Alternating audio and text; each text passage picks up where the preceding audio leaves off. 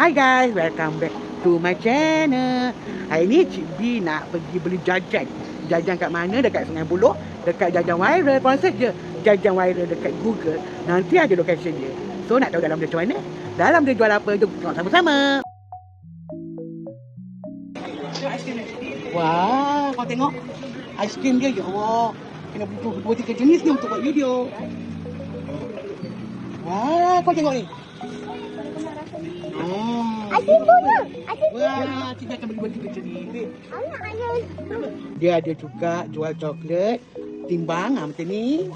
Dia ada macam choice. Tengok cucu kita. Biasalah, excited. Abang buat apa bang? Dah tak suka. No. Tengok orang paling excited. Bang ada gigi bang. Oh, dia nak pernah makan. Tengok macam-macam aduh.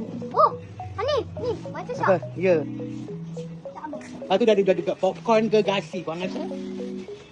Kat sini nampak macam-macam coklat. Aduh. Pakcik ni tengah memilih apa entah. Oh, kisses warna pink. Wah.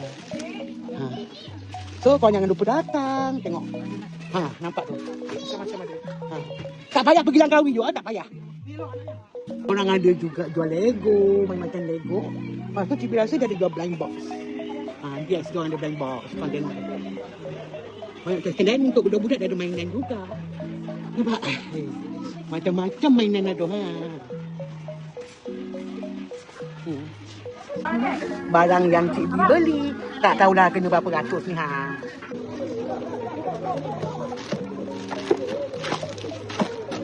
Cik B dah beli.